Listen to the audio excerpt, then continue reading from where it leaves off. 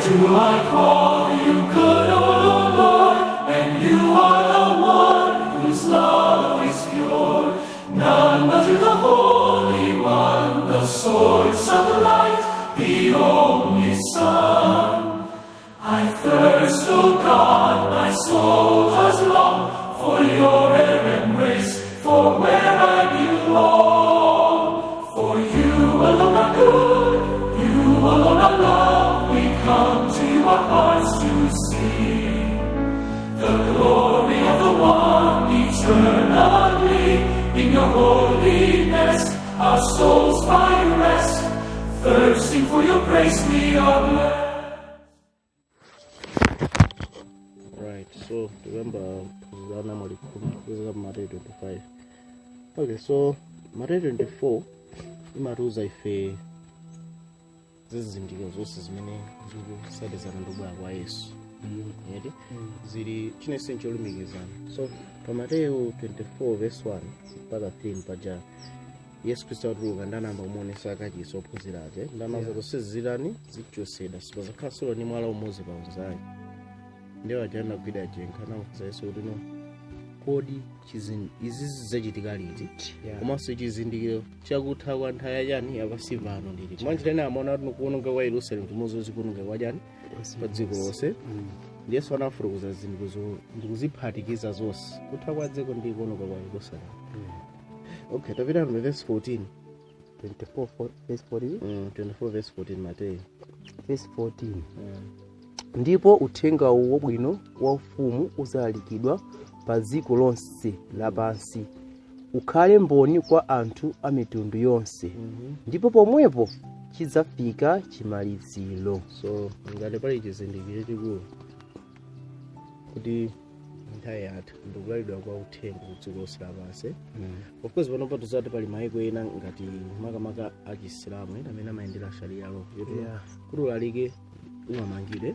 Even ndikaona ku India pali malo ena kuti nosunga ngolalika kumapangisa anthu akhale a Khristu era makumanga kuti ena kana mmanga pompano. Ono kulalika kwa uthenga ukamba za uthenga wa ufumu tikaone muno bwino kulalika kwa uthenga kukusatizana ndi chinthu china. Okay? So sakungamba zoti tuzatoti pa uthenga ndithu wapita pa internet anthu mayika pa WhatsApp amagawana.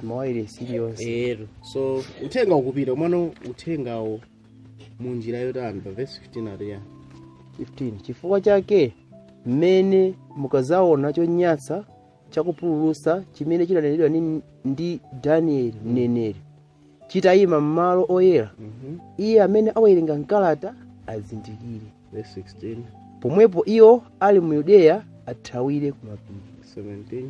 Iye ali pamwamba pa chindwi asasikire kunyamula za nyumba mwake. So tikuona apa ona tono kulalika kwa uthenga apo ukulumikizidwa ndi chonyasa chani chakupululusa tono mapiri akaurani akuti tikaona munthaya thaya atumwe chonyasa chakupululusa chinabwere. Tikaona Luka chapter 17 amatuza nawo mukozana Yerusalemu atazingidwa ndi nani ndi asilikali zoda no chipululuso chake chatani chayandikira. So zinachitikado nawo asilikali anabwera a Chiroma kuzunga Yerusalemu ndikika mbendera zawo zunga Yerusalemu ndi anthu ozingana zaro chizindikiro nditi ndi chimenechi mano sadatha kuthawa fara nayo uzingidwa kinako zinachitika njani nazo zedi asilikali anamba kubwerera asilikali achidwa anamba wathamangisa ndata Khristu naye ndi chance yokuti athawe kutuluka okay kumano izo zinayi chizindikiro tino Yerusalemu arani aonongedwa chifukwa tino paradosi zefe andafa anabwera asilikali ndikuonongera kuti chani Yerusalemu. So kupapeta nthawi tikuzidaso natino chonyaseyo chani chopululusa chiyima malo otani oyera. Mwanjira ina tiona nawo tino tikaona munthaya yawawa ophunzirawa anali ndi madani awiri. Adani oyamba anali Aroma pamene tithanati pano pa Aromawo ndeti akuyimikira maufumu a dziko lapansi, right? Adani achiwiri anali chati Yerusalemu amene anankana ndani Yesu pamene tithanati chipembedzo chimene chiona tino ndife anthu ake a Mulungu komano chikukana Mulungu machitachito ake. ndira malimbana ndi akunja a Roma also mchurch muja malimbana naso ndi Sanhedrin. Yes, yeah, right. So kumano akhristu amakhabe mu Yerusalem muti momo kumano itafika no nthawi yokuti no chonyesa yakulusa inafika nthawi no mupumuse chani moyo wane. So tanawa kuti no panopa even panopa mu Chikhristu akhristu ali mu ma fractions osiyana-siyana eri ali magulu osiyana-siyana mipingo osiyana-siyana eri mipingo ina no nthawi zina timathana kumano izi zichitaonera apa pandezi kususana ndi nani ndi Mulungu kumano anthu ali kuti kumano tikuona no chonyesa yakulusa tikapita kubuku la Chivumbulutso tikuona na kuno Mulungu akuti tuli mmene mwachani anthu anga kwimira kuti lemba la chilombo layikidwa ndi boma mapita nthawi ndi mipingo ikutani igwizana nazo ndito lero zakhala nthawi yoti anthu a Mulungu atani athawi. So uthenga wa Mulungu umene ukulalikidwa kumapita nthawi uthenga wabwino wa ufumu tikapita mu chapter 13 akamba za chani za lemba la chilombo mu chapter 14 akamba za uthenga wangelo atatu amene ukulalikidwa. So mu nthawi imeneyi Mateyu chapter 24 inakamba za zonse zokhudza muziko. Mateyu 25 nimene kukambano za kubwera kwa ndani kwa Yesu komanso kukonzekera kwake. Right? So tiwerenga verse amene Mateyu 25 verse 1 ariya verse 1 pomwepo ufumu wakumwamba uzafanizidwa ndi anamwali 10 amene atenga nyali zawo natuluka kukakomana ndi mkwati. Yeah, tikamaona za ufumu wa Mulungu nthawi zonse Yesu amafaniza konje tikambakamba za tili kunena asongole akuti zikufanana ndi ufumu wa ndani wa Mulungu akuti wozala mbewuyo ndiye mwana wa munthu ndakamba zokuti nasongole ndi ana achani amufumu pamene tirigu ndi ana ufumu nasongole ndi ana andani oyipayo sanana wapanga chani akuzala anthu ake pakati pa anthu amene pali anthu andani a Mulungu kuti Chikhristu zono ngati chobalika chogayikana chani saka kononso ufumu wa Mulungu lingati anamwali 10 amanatenga zodani zoyikamo nyali zawo eri kuti akakumana ndani ndi mkwati. Verse 2 verse 2 ndipo asanu a iwo anali opusa ndi asanu anali ochenjera. So pana ichi ndi chimodzi chimene chinapangisa akhale opusa ena akhale otani ochenjera. So tingopita ku Daniel mwachangu Daniel chapter 12 mwachangu Daniel 12 tikaona imene ilili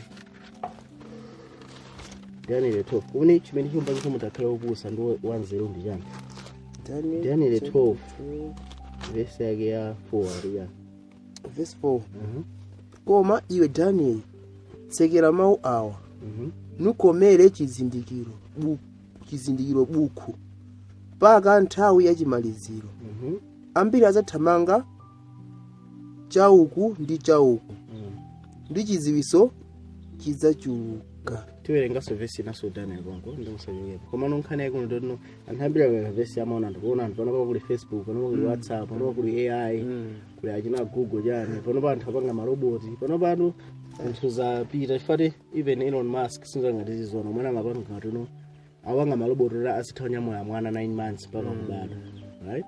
So nzonena kuti amata uthatenga 7 ubongo wako kupanga scan zerozo ndiyizika muchani muchiroboti yorere oramwalira ndoti chobwe chizipanga acting mene yoda akapangira eri. So anthu aona muona nzelo zachitwa komano nkhani yako 7 nkhani yako ndotino akuti uike chizindikiro pachani pa buku ipo eri kumapita nthawi nzelo zadani mwanjira ina buku la Daniel limene ali manga mu nthawi pakupita pa nthawi yamba kumasulika yokha zimene zono tikamang'ona zimene zochitika mudziko tiziona ichi ndi jana chikamba pati apa anali mmanga mu nthawi eri. So nthawi ikamayandikira zinthu ziyamba kutani kumasuka. So ati anthu ambiri azakhala kuthamanga uku ndi uku muchani mubukhumu nzelo zachuluka ya buku la chani la Daniel. So zimene fete nazo azaka 10 zinapita za buku la Daniel eri tionana tinonga tili mwa Khristu nzelo zathu zokhuza zimene zinakabina buku zifunika zitani zichuluke right. Talenga verse 9 Maria verse 9 ndipo anati pita Daniel pakuti mawuwa atsekedwa nakhomeredwa chizindikiro mpaka nthawi ya chisiriziro. So nthawi ya chisiriziro ikabwera ndeti buku loyimba kutani kuveka ano yeti zili ngati mwana amene ali standard 1 watawerenga chotani buku la form 4 satha utotani sakalive, koma akamazafika form 4 buku lizatani lizavika kwambiri so yeti. So ndi chimodzimodzi onena kuti buku lanalikhoma mu nthawi anthu amene amakhala let's say nthawi ya Yesu ije buku lili linayamba kuveka pa kuti Farisa analipanga reference kuti pali nyasa yakupusa imene zikukiza ndi uloso pa Daniel chapter 9 yeti. Mono tikamba kuona mu zaka za 1800s buku linayamba kuveka so kwambiri yeti chifukwa kanyanga kang'ono kachakana yeti anthu amaona okay inyanga kang'ono njine ndiyi yeti.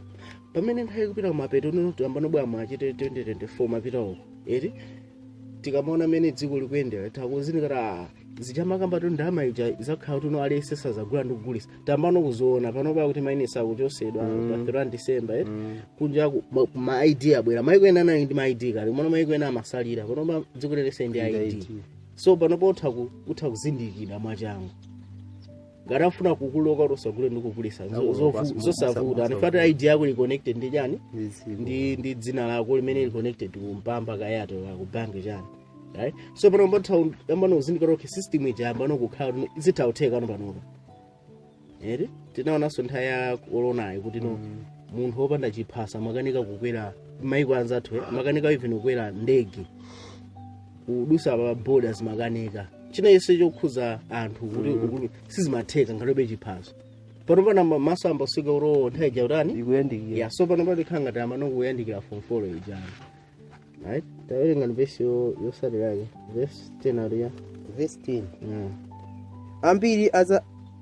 ambiri azazisuka ndi kuziyeretsa nazayeresedwa ndi moto koma oyipa azachita moyipa ndipo palibe mmodzi wa oyipa azazindikira. Mubona mene so iyo ndi chinthu chopsa kwambiri fara ndo munthu amapeto verse yosalira yake kuti no oyipa sazadani sazazindikira oyipa mwanjerena anthu ambiri amati Daniel ukuvuta kwambiri eri inde ndilovuta kuti verse so muno kakhala nizi wa Mulungu ndi buku loti lithakulifikira ineno khupira tino kuti Mulungu Daniel ndi anangoyika muri basikhala vuta sizingatheka nkhani yake ndiyo kuti no tinayi mu standard 1 mwana yandikira standard form 4 buku loti kaliona ndiziveka ano fati zinthu zochitika kale. So apapa kuti oyipa sazarani sazazindikire yayi komano olungama azakhala kutani akuzindikira ndipo azakhala kutani akuziyeresa mapeto ake azayeresedwanso bijani ndi moto mwachinena chisauso chijapo sopano. So apapa tite ndibwereni Mateyu 25 verse yake ya 3 akuitana nawo opusa ena nawo tani ochenjera mwanjerena pamene nthawi kubwera kuti Yesu akuyandikira anzeru ochenjera amene akuwerenga ndi kumvesesa ndi kuphata kwa ndani kwa Mulungu pamene nawo opusa angochita amene angatani angachita mauthenga amene amakhala kuti tinaloweza kuti nayo zimateni pachika china yake anthu amati Yesu akubwera pachina yake Yesu nthawi yatha yeti. So anthu anazowera choncho mwana nthawi je kutani ikuyandikira sitidiso mustanendo ane apati kuyandikira form 4 kuti zonse zichitike ndakuti chani taendana verse 4 koma anzeruwo anatenga mafuta supa zawo mwapaona kuti anati chani anzeru azaziyesa okha mafuta akumira chani zimwera Zechariah chapter 4 mafuta akumira zimwera. Tito 3 verse 5 akuti do kusukidwa ndi kusambisidwa ndi mzimu chani oyera right. So tikuona no anthu awana amene akulirira wa Mulungu ndikukhala nawo mzimu andani wa Mulungu amene enawo angochita amene angatani angachitira. Mwanjira ena tikuona akhristu awiri akhristu gulu lina limene likuona kuti zinthu zisizili monga amene ziyani zilili ndakuona amene moyo uli ndikulira no padani pa Mulungu pamene ena akuona kuti imene zilili chonchi munde zili bwinono palibe chikuakhuza ningopereka chisanzo panopa dziko lapansi kukhanga tikugawikana pawiri Europe ndi America zili mbali imodzi wene maiko ena aku south ma third world countries akukhangana kugwizana ndi Britain, Russia, India, China, BRICS achina Iran akulowamo, Ethiopia, Uganda, president wa Tyrone alowaso mugwirizano umenewo. So Russia last time ati makosa pange ndalama ingati imozi, right? And ndalama ili backed ndi gold, which means ngati zimene zitatu zatheka kuti apeza dziko lino ndalama zitatu zamphamvu, US dollar, euro ndi yani ndi Russia ngati ndalama zitatu. So anthu ambiri akusanga ati muona Russia ndoti apa ithandiza maiko aku Africa ndi mano tikaona muno bwino ndi goli fatino maiko awo akumwera akakhala ndi ndalama imozi. It means ndio kuti no kungoigwesa ndalama inde tusanuka ndalama ziwiri zamphamvu. America ndi yani ndi euro, of which Bible uzafuna kufunika zakhe chuma chingati chimozi.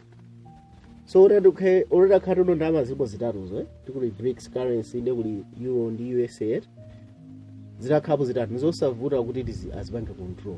So anthu akusanga akona ta apa ndi Africa itukuka, America imangwa uzilanda ndalama so amene akwerenga maulosa aku 1000 kata tayamba kutani kumayikira pafupi, right? So anzeru akuzindikira anthayo ma opusa saudani. So tikamona anthu awiri tikona akhristu awiri, anthu amene akuzindikira anthu amene akukhala ndena akhristu amene sakutha kukhala ndi chizindikiro cha Mzimu mkati mwawo.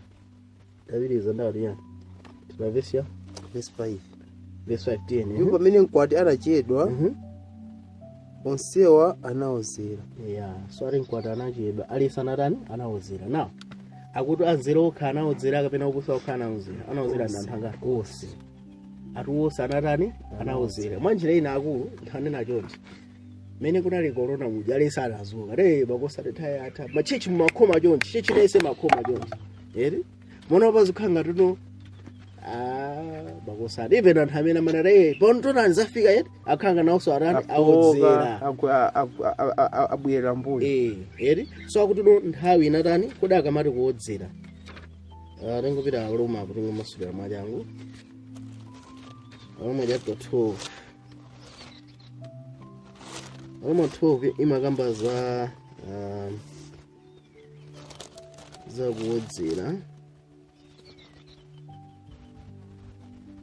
Roma 13 verse 11 toyengaso ndi 12. Ndipo chitanichi poziwa ino nyengo kuti tsopano ndiyo nthawi yabwino yakuka kutulo, pakuti tsopano chipulumutso chathu chili pafupi kuposa pamene tinayamba kukhulupirira. So akuti tikaziwa nthawi tikaziwa nthawi timatani timauka kutulo. Kuka kutulo nde kuti tikamamba mu nkhani za kutulo nde kusaziwa kutulo zindichitika nthawi yake komanso ndondomeko ya zinthu zochitika komanso zani nthawi yenini zinthu zichitika. So akuti pa nthawi imeneyo chipulumutso chathu chili pafupi kuposa menererani takhulupirira. Verse 12 ali tikazuka kutulo. Verse 12 ali usiku wapita ndi zuwa layandikira, chifukwa chake tivule ntchito za mdima, tivale chamuna chakuunika. So ivale chamuna chakuunika zichana kamba Paulo pa Efeso chapter 6 right tibwereze ngano Matthew chapter 25. So akuti anthu anaodzera mwanjira ina ngati anthu akuodzera sizithandizira kuchimwa yeye tipata nzeru osakufunika achite nawo machitachita amenewo. Koma ngati onse anzeru ndi opusa akuodzera ndere anthu asakuzindikira nthawi yeniyeni zinthu zikutani zichitika. Angozuwa ndondomeko ya zinthuzo anthu anzeru akuzindikira mazinthu zotero mazinthu zotero zitani zikuchedwa. So aliyesa akunata aliyesa ndi jenkha kuti no akukhala ngati zinthu zili kutalibe mwanjira ina, koma awawa ali ndi chiyanjano chabwino ndi ndani ndi Yesu. Enawo alibe chiyanjano ndi ndani Yesu mwaso anda Khristu. Right elenga verse salira verse 6 koma pakati pa usiku panali mfuwu onani mkwati tukani kukakumana naye pomwepo anauka anamwali. So akuti pakati pa usiku anamveka yani mfuwu. So tikamakamba za mfuwu chimene chizapangisa kuti anthu osazuke pakamozi ndi chani ndi chinthu chimene ali samarani samachiyembekezera. Chinthu chimene chichitika mwachani mwazizizi, chinthu chimene chopangisa tino moyo ukumane ndi face to face ndi yani ndi chomaliza pa dziko lapansi. The last event imene tikuitcha tuno kulemba la chani la chirombo alisazindika kuti chinthu chandichiti ichi zicha chimazikamba zichazandira maimozi upembeza chani chinthu chandichiti ndi chichi. chimene chimazasinthika apembedzedwe ka anthu onse. Anthu akazazindikira imenechi aliyense zakhala noti alirede notino watani wauka, chimene chizapangise anthu a Khristu ampingo wina uliwonse aziwike zinyati chichanditi ndi ichi. So akuli anthu Mateyu 24 verse 39. Mateyu 24 verse yake ya telingani verse 33 ndi 34. chomwecho inu pamene muzaona zimenezo zindikirani kuti iye ali pafupi inde pakhomo. Ati mukaona zonsezi ali pafupi inde pachani inde pakhomo. Tikaona Yakobo chapter 5 amakamba zonena chapter 5 verse 7 sitipita kuti ngoyikamba mwanyangwe. Yakobo 5 verse 7 amene muli ma Bible mutati mayiwerenga amakamba zonena kuti ati olima munda adikira mvula ya masika ndi amayamba mvula ya ndi yachani ya masika eti ndevesera kuti khazikitsani mitima yanu mpaka kubwera kwa ndani kwa Yesu. Vesera kuti musakhale mulimbana tonani oweruza ali pachani pakhomo. Oweruza ali pachani ali pakhomo. Mwanjira ina Mulungu akuzaweruza dziko lapansi. Mwanjira ina chiweruzo ichi nchongoonetsera kuti chimene unali kale. Tikaona Chivumbulutso 3 verse 10 kuti ndipo ndizakusunga iwe ku ola la chani la kuyesedwa, right? So ichi chikazabwera lemba la chilombo lipa layikidwa chizakhala kwa anthu ambiri choti samatani samachiyembekeza chitika pompo koma izakhala kuti mukaona ichi muzati zili pafupi inde pachani pakhomo. Nthawi ya ophunzira ina ngati asilikali azinge anazati zilili pakhomo atangothawa asilikali a Roma anthu Khristu sanadani anatuluka apaso. Tikazaona ichichi lemba la chilombo verse 34 ya 34 indetu ndinena kwa inu bado uwu suzatha kuchoka kufikira zinthu zonsezi tizachitidwa. So ataona chizindikiro chichi m'bado wa anthu ya apostolo sunaduseni m'bado umene sunaduse chifukwa tino atangoona within 3 years Yerusalemu anaonongeka. So tikamaona chizindikiro chichi tizazanano sipadusa nthawi mpaka Yesu atatani atabwera ndeti ni m'bado otani wosiriza.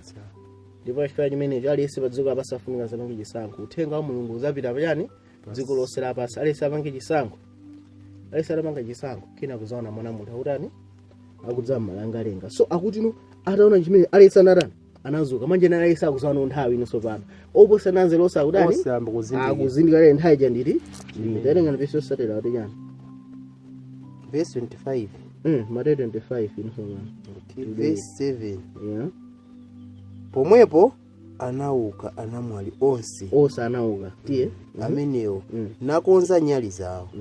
Ndipo opusa anati kwa ochenjera tipaseniko ena amafuta anu chifukwa nyali zathu zili mkuzima. So tukamba za mafuta ndi chimene chimamangisa nyali zitani ziwale. Pa Yesu anati chani anthu sama yasakandulo ndikuyisa pansi paja patebule koma akayasameka pachani pamwamba kuti osatani aone. So kuyasa kwa nyaliko ukamba ndi kuti no nyaliyo ndeli ndi chotengeramo eti chimene chimamangisa nyali iwale ni mafuta ndene kamba za chani za mphamvu ya Mzimu.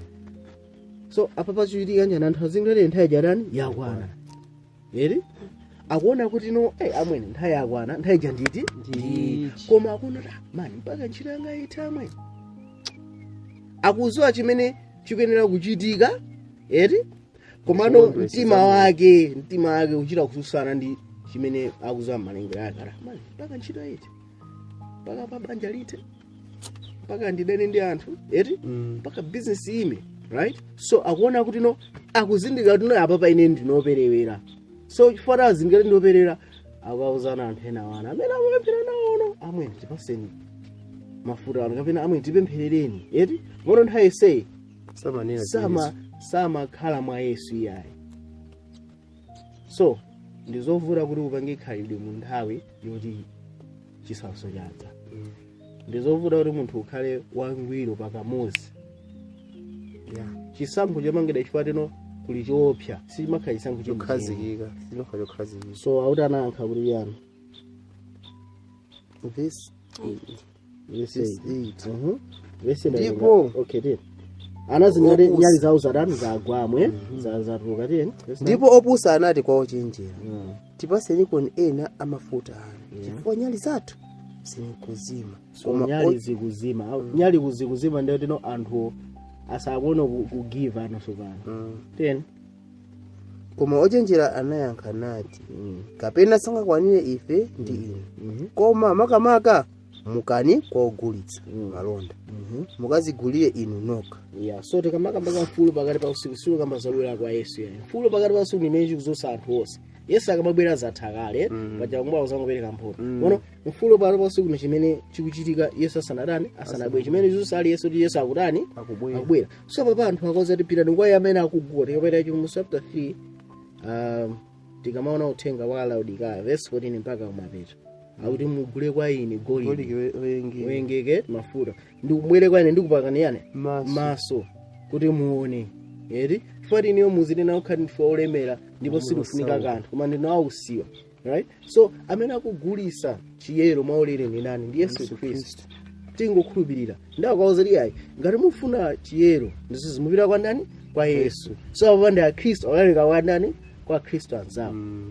Koma no nthawi yatani yatha chifukwa papa akupanga zinthu chifukwa cha mantha zilinga nthawi ya corona ija anthu amati imbira mwini apa watunde corona yakwera tilandire mankhwala awa nthawi choti no mankhwala abwere tilandire mankhwala awa kuti zinezi ndi uzimu. Anthu ona no abalika akuziwa kuti no izi zithaka mina zolimikizana ndi nthawi ya kumapeto ndi abalika anthu sakuziwazo kuti achite tinozinebe so zizo tikuzati no nthawi imene jasina yesero la kumapeto ine nimaona ndi thuzi chabe chimene chinaonesera kuti no anthu akumapati ndi Yesu chifukwa no nthawi kufika iwe ndi ubalika choti uchite ndoti iwe suli mwandani mwa Kristu Yesu right. So anthu ambiri apapa azakhala amba kufusafusa mayankho ambano kuona kuti no anthu aja amanena awama kugumiza Kristu bwana amano kwafusa ameneyo kuti no tipanga bwanji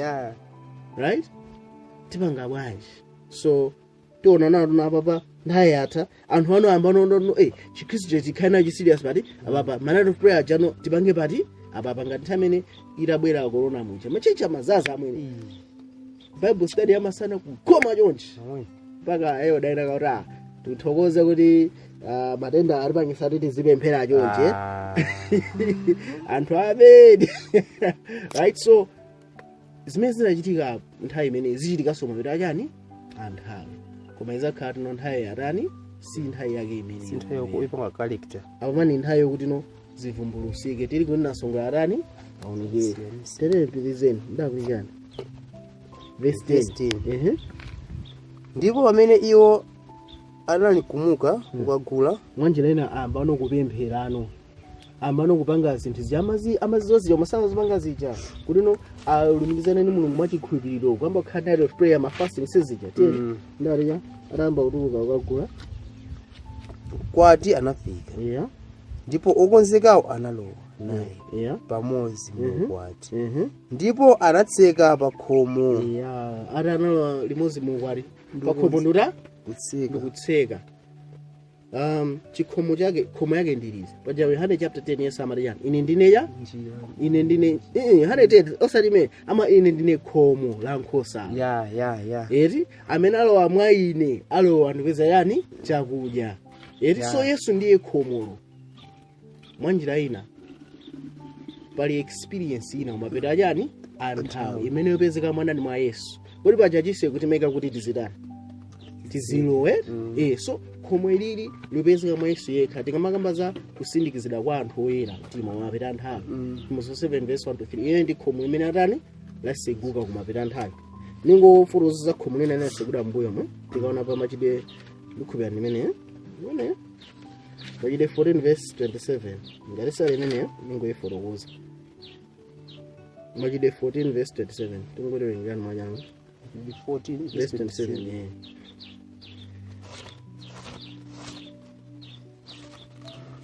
machide 14 verse 27 yakuti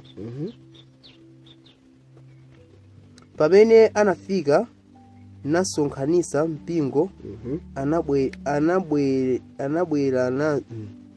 anabwerananso momwe mulungu anachita nawo. Anabwerezanso momwe mulungu anachita nawo. Anabwerezanso zomwe mulungu anachita nawo. Yes. Kuti anasegulira amitundu pa khomo la chikhulupiriro. So Pentecost itabwera khomo la chikhulupiriro ndani nasegulira. Anthu a mitundu samafunika azidulidwa aso yani. Kapena kusunga nsembe zonse. Para babazizera no khomo la chani la chikhulupiriro. Pachakale kuti ufike kwa mulungu mafunika uzere khomo la chani la kachisi. Upite ku Yerusalemu. Ukale ndi mbuzi yako mukachisi akayipereke nsembe. Komana papa khomo la chani la chikhulupiriro kumwamba kwatani kwatseguka. Sakwanga naso ku Yerusalemu apaso. Mwanga na Yerusalemu akuti mwamba. Kusegwa khomene ndusegula mwachani mwachikhulupiriro. Chiseko chone ndani Yesu Kristo. Ndikhulupirira timozi nebe. Sote ntionene khomo lina pali khomo lina kumapeto anthawi. Chimbunso chapter 4 verse 1 atiya. Khomo lomaliza. Chimbunso 4 verse 1 atiya. 4 verse 1. Zitatha izi ndinapenya ndipo taonani khomo lotseguka mmwamba. Ndipo mawu oyamba ndinawamva ngati lipenga lalikulu. Ndi ine anati kwera kuno ndipo ndidzakuonetsa zimene ziyenera kuchitika tsogolo. Mapana amenepe so kumapita nthawi kuliso yani khomo lina limene tikalowa khomo limene mwachikhulupiriro Yesu aronesa zimene zitanani zili kuchitika. Sizotengera mphamvu yako kapena oloweza buku la chivumbulutso ayi. Anthu onse amene ali chikhulupiriro mwachikhulupiriro amene ali ndithu anamwali a ochenjera khomo limene ndilosegwa kwa ndani kwa iwo. Nde Yesu amuze Yohane kwera yani kuno ndikuonesa zimene zilike pati posachedwa. So Yohane akuyimirira anthu ake a Mulungu. Chimodzimodzi pa Yohane chivumbulutso chapter 10 Yohane akuyimirira anthu a Mulungu amene akudya kabuka kachani kokoma mkama kumanga kwa yani mimba buku la yani la ulosi. So Yohane akuyimirira anthu onse amene akuyenera panopa kuti khomo ndotani losegula olowani muti menemo. So khomo la chikhulupiriro nasegulira nthawi ya mitundu. Mauti panopa khomo la kumapeto lomalizira limene tinati lowemo ndipo khomo la chikhulupiriro kuti tikhulupirire mwa Yesu makamaka pa nthawi imene zizikutani zichitika kuti tikalowa khomo limene ndelife tatati tasindikizidwa. Tasindikizidwa kuti tithaudusana mujani muchisausocho ndikapereka yani uthenga. So pamene zikuchitika pali magulu awiri a Chikhristu. Ena akuchita uzawo tino khanija nditi imeneyi. Komano akuona kuti apanga bwanji makosa ndipange bwanji. Eri mafuna akulira pamene mundera kufusa zinzawo chani kuti tipanga bwanji nthawi jatani auzinga nthawi jandiyi komano nyali zathu zikutani zazima. Atithandize kwa zinzathu atipaleko nawo chani moto. Koma ati pena amapita atapange zimenezi ngati barara wabwera alowa chiseko charani chasegu nthawi yawo yadusa. Sangatese kutani kulowa nawo kusindikizidwa nawo. Tabiriza ndali yani. Numbers 25 verse 11. Mateyu 25 verse 11 ndali yani. Koma pambuyo pake pa chiseko chusekedwe mwanjinena experience just sangatese kutani kulowa tieni. Koma pambuyo pake anadzanso anamwali enawo nati mbuye mutitsegulire ife. Ari mutisegulire ife mwanjinena uzindika nawo chikhulupiriro tifuna no chipulumutso tifuna no ubale ndi Yesu ifati nthawi atani yatha. Ndichitika njani 12. Koma iye anayankha nati inde ndinena kwa inu sindikukuziwani. Ine sindikukuziwani. Tikaona munthu mwina authanazo yani Yesu sakwaziwadi okide kupereka chisazo ati Adamu anaziwana ndinda mkazi wake kena wanabalaja Sete anazani mkazi wake anabala Kaini anazani mkazi wake anazifaradani anabala nani Abele. Uthanazo ya nthawi sende Adamu samamuza mkazi wake mwideni amamuzi kumana ukambiwa za kuzowana mkati mabanja mwa kuzowana zimezi machitika mbanja mwapaderadera. So akuti ine sinakuzeni mwanjirena awa anaibe ubale ni ndani ndi Yesu Kristo padebe ubale. Amapita mu church anaimayoda zaini maudindo anayazibusa komano anaibe ubale wako bwenzi ni ndani mwanjirena anthu awa sanali anthu amene ali ndi mzimu wake sanali part of mkazi amene akuzalowa mu chisekocho ndokhala ni nani ndiye. So awawa ndamene sauzadi sanatani sinauze tibe ubale inu ndine palibe ubale mwanyene mwautana zimene tipeza ndawo tijani verse 13 yeah atijani chifukwa chake dikirani pakuti simuziwa tsiku lake kapena nthawi yake. ati chifukwa cha munthu akhale otani odikira pati simuziwa tsiku ndi ora kapena sojani nthawi so ati tikhale odikira koma kwa anthu awa anzera amene azalowe nawo tete ndingomaliza kuti verse 19 vese tumaliza verse 19 verse yake ya 7 akuti kumwamba kuzakhala kukutani verse 7 ndi 8 19 verse 7 tikondwere titsekere ndipo tipatse ulemerero kwa iye pakuti wadza ukwati wa mwana wankhosa. ari ukwati wa mwana wankhosa arano wadza tiyeni ndipo mkazi wake wakonzekera ndipo anampasa iye avale bafuta onyezimira woti mbuu pakuti bafuta ndiye zolungama zawoyera mtima. so tikamakamba za mkazi tikamba za mpingo khristu onse tikamba za mkazi so tikamakamba za mkazi tikamba za khristu onse and yet verse 9 arijani verse 9 ndipo ananena ndi ine lemba odala iwo amene ayitanidwa kuphwando la ukwati wa mwana wankhosa. ndipo ananena ndi ine iwo ndiwo mawu oona a Mulungu. so odala ndi onse amene ayitanidwa ku ukwati wa mwana wankhosa. so inu ndine tonse tikuyitanidwa ku ukwati umenewu tonse ngati gulu tikuzalowa mujani mukwati chiseko chodani chomalizira choseguka eti kumano wina aliyense mmodzi payekha tikuyitanidwa kumene kuku.